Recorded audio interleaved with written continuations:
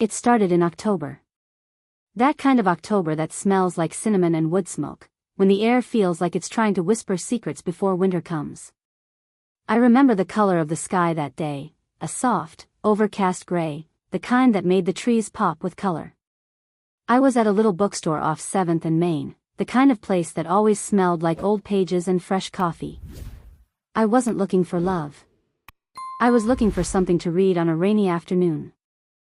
And then she said, "That one's a heartbreaker." I turned, a book in my hand, East of Eden. She stood there in a navy coat, her red scarf wound twice around her neck, and eyes the color of stormlight. I smiled, the kind of smile you don't plan, it just happens. "Good," I said. "I like a story that hurts a little." She laughed, and I swear the bookstore got warmer just from that sound. Her name was Claire. We talked for 43 minutes in that store, I know, because I checked my watch after, not believing how fast the time had gone. She was an artist. Watercolors, mostly. She talked with her hands, like the ideas were too big to stay inside her. There was something about her, this mix of fire and quiet. She could be laughing 1 second, then say something that stopped you cold the next, like, "Do you think love only happens once?" I asked her to coffee. She said yes. 1 date became 2. 2 became a season. I started calling her Autumn, not just because of the month, but because she changed the way everything felt. Colors were brighter with her. Music sounded deeper. Time slowed down when we were together, like the world stepped aside and let us be. We danced in the kitchen to old jazz records. We stayed up until 3 a.m., debating movies and meaning and dreams. We took long drives with no destination, just to chase sunsets. She painted me once, said she wanted to capture the way I looked at her. I never saw the painting. She said it was too personal. The thing is, it wasn't just love. It was that found you in a crowd of millions kind of love. That you know before you know kind of love.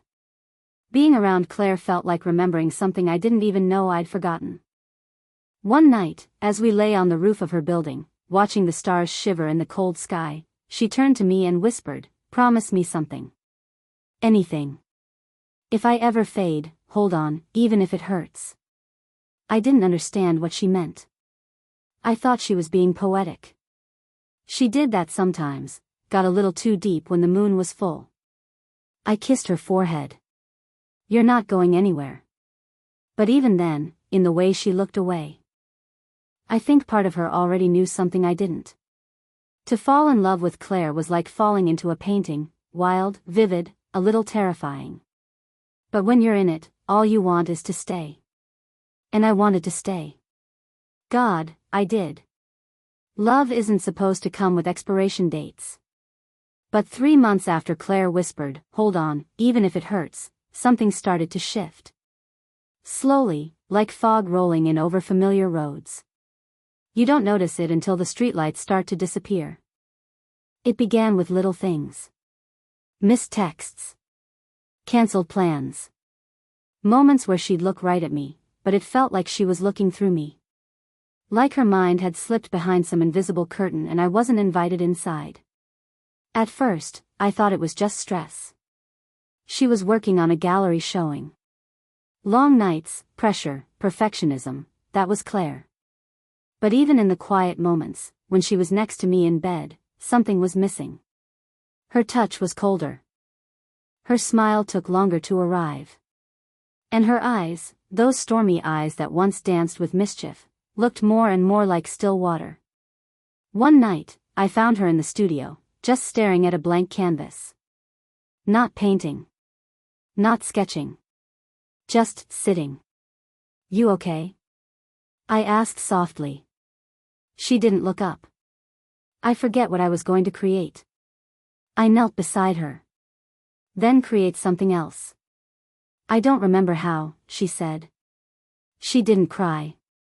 Claire never cried. But I think that was the first time I felt a crack inside my chest, like something sacred was breaking, and I didn't know how to stop it.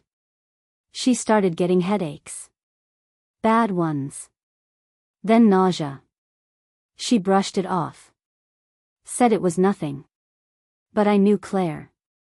Her silence was louder than most people's screams. One day, she collapsed while grocery shopping. I rushed to the ER, heart pounding so loud it drowned out the world. When I got there, she was sitting up, laughing with the nurse. Said it was low blood sugar. But later that night, she finally told me the truth. She had been diagnosed 2 years ago. A rare neurological disorder. Something that slowly erases. Not just memory. Not just movement. But presence. Like a person is being pulled backward through their own skin. There's no cure, she said quietly, looking out the window. I couldn't breathe. I just sat there, listening to the hum of traffic outside and the sound of my heartbeat in my ears. You knew when we met, I finally whispered. She nodded. Why didn't you tell me? Claire's voice trembled. Because I didn't want to be someone's tragedy.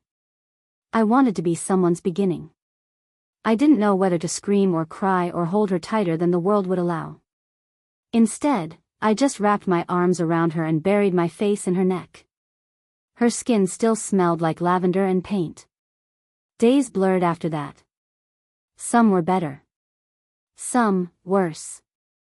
There were mornings where she'd laugh at my dumb jokes, and for a moment, it felt like everything was normal. Then there were nights she'd wake up confused, calling me by the wrong name. Or painting things she didn't remember starting. I watched her fade in slow motion. And the worst part? There was nothing I could do. I became obsessed. Research. Support groups. Specialists. Anything. I swore I'd find a way to stop it, even if I had to tear the sky in half. But one evening, I came home to find the apartment quiet. Too quiet. Her shoes were by the door. Her phone on the table.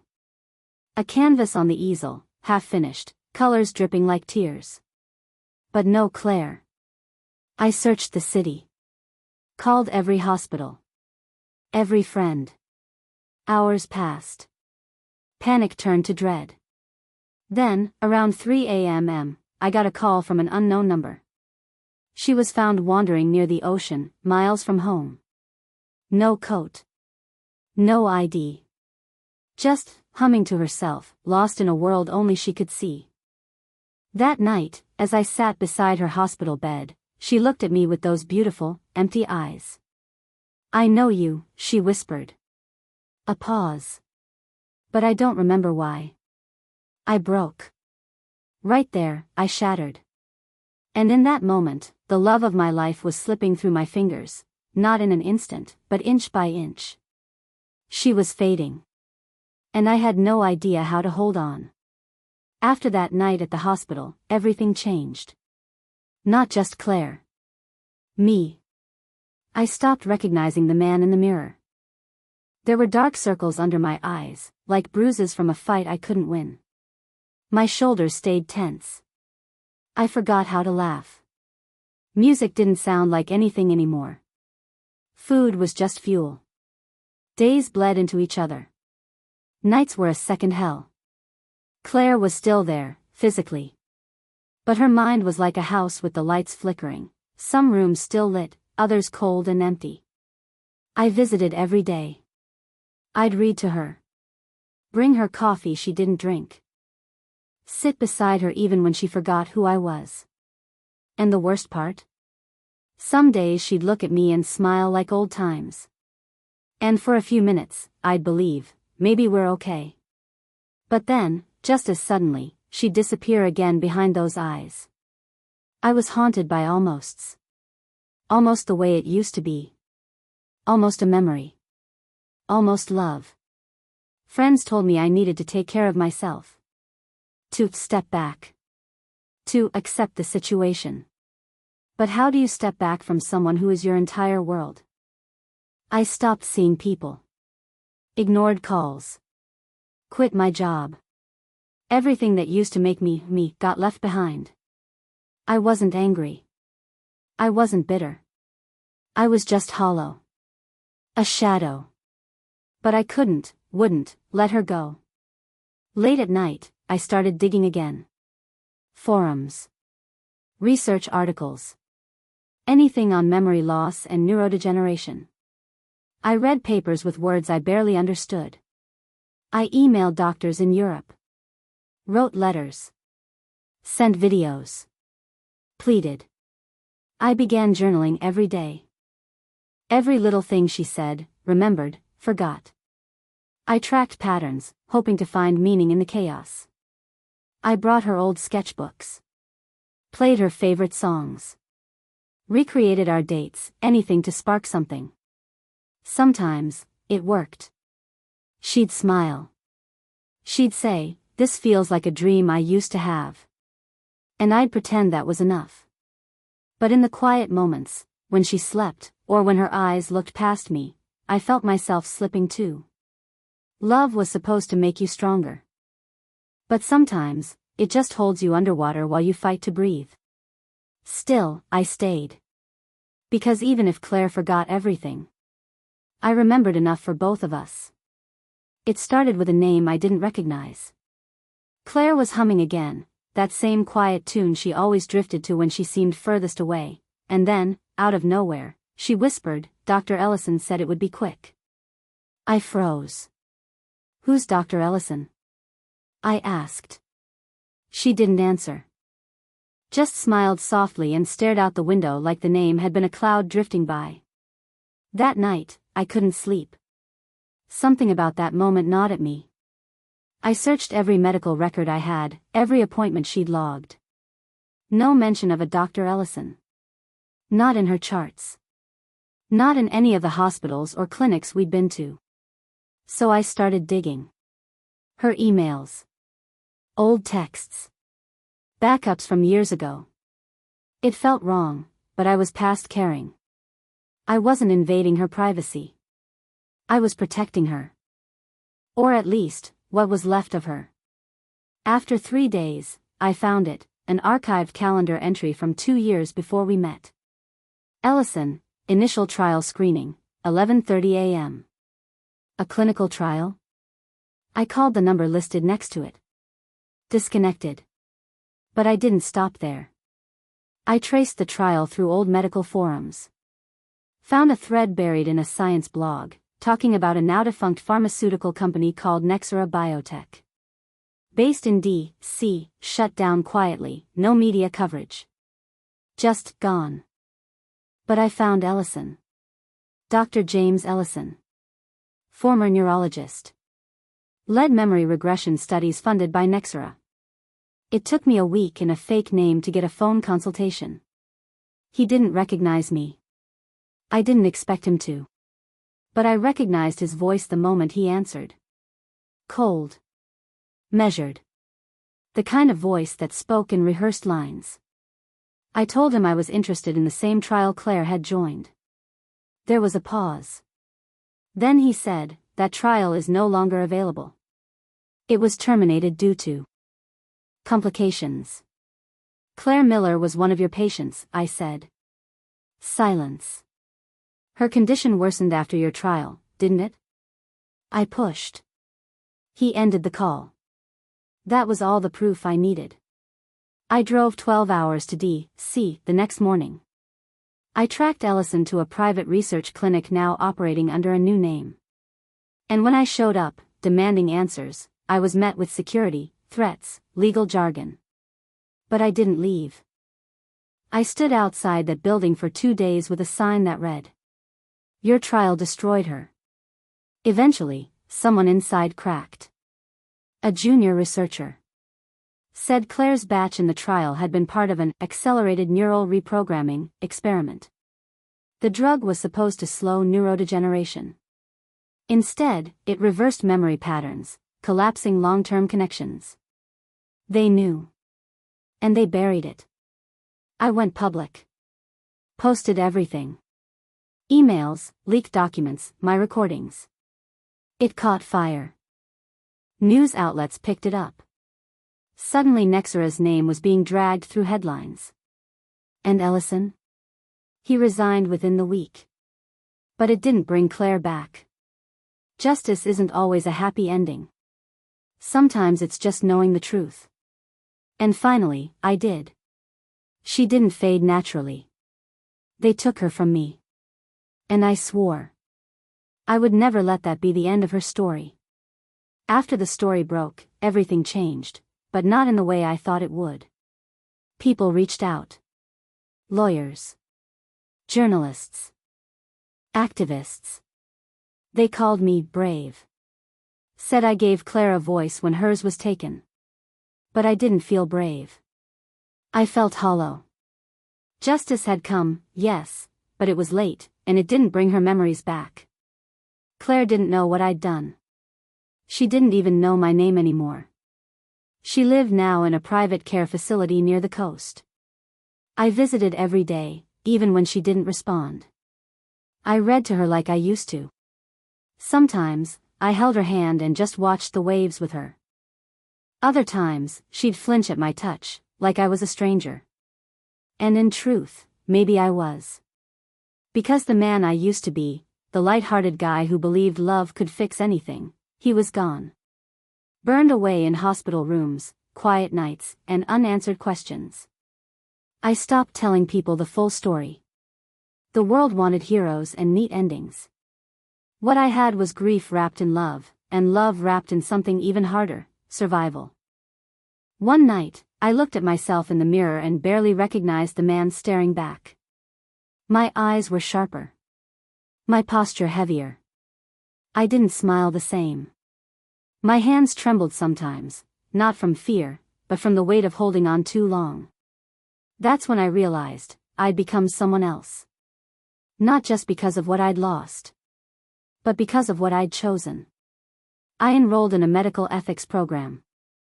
I needed to understand, not just the science, but the system that let this happen. I sat in classrooms full of 20-somethings who talked about hypotheticals, while I carried the real thing in my chest every day. I didn't tell them about Claire at first. But eventually I did. I showed them her paintings. The ones she'd done in the early days, when her mind was still hers. I told them about her laugh, her love for rainy afternoons, the way she used to say, "Love is memory, it has to be." I wrote papers. I gave talks. I sat across from pharmaceutical executives and asked them questions they didn't want to answer. And piece by piece, I built a life not out of healing, but honoring. Because I couldn't save Claire. But maybe, I could keep someone else from losing the person they loved the same way. Still, every night, I went back to her. Sometimes, I'd find her painting, mindlessly brushing blue across a canvas. I'd ask her what it was. She'd smile faintly and say, "The ocean." It was never the ocean. But I always said, "It's beautiful." And I meant it. The last time Claire said my name, it was raining. I remember because she was sitting near the window, staring at the droplets running down the glass like they were trying to race each other to the bottom. She turned to me, slow, unsure, and said, "Ethan." It stopped me cold. She hadn't called me that in months. I didn't breathe. I didn't speak. I was afraid that if I did, it would break the moment. She reached out, touched my face. Her hand was shaking. "I know you," she whispered. "You stayed." I nodded. "Always." She smiled, small and tired. "I remember, loving you." Then she closed her eyes, and the moment passed like a leaf on the wind. It was the last time. After that, she slipped further into the fog, until even her smile became a stranger. The truth is, Claire didn't die all at once. She disappeared slowly, memory by memory, until she was only light and breath and shadow. I kept visiting. Until she stopped recognizing the world at all. And then, I visited less. Not because I loved her less. But because I loved her too much. She passed on a quiet morning in late spring. A nurse called me. Said it was peaceful. She was holding one of her old brushes, they think. Just lying there, curled in the blankets, like she'd fallen asleep in the middle of dreaming. I didn't cry right away. I just sat on the edge of my bed and stared at the wall for hours. The grief wasn't sharp. It was wide, like an ocean. Endless. Deep. Not something you feel all at once, but something that lives with you, day after day, wave after wave. I went to the sea where we used to walk, and I scattered some of her ashes there. She always said the ocean felt like memory, deep and full of things we can't quite reach. I still carry her paintings. Some hang in my office. Others I've donated to art centers with plaques that say, "For Claire, who taught us that love doesn't vanish, it evolves." And me? I've learned to smile again. Not because I'm healed. But because healing isn't about forgetting the pain. It's about making room for it next to the love. Claire showed me that. She showed me that to love deeply means to hurt deeply. That the two are never separate. That real love isn't measured by how it begins, but by how it endures, even when everything else falls away. I still talk to her sometimes. Not in a sad way. Just in the quiet moments. I'll look at the sky, or a painting, or the sea, and I'll say, I remember for both of us. Because love never truly leaves. It just changes form. And pain. Pain is the echo that proves it was real.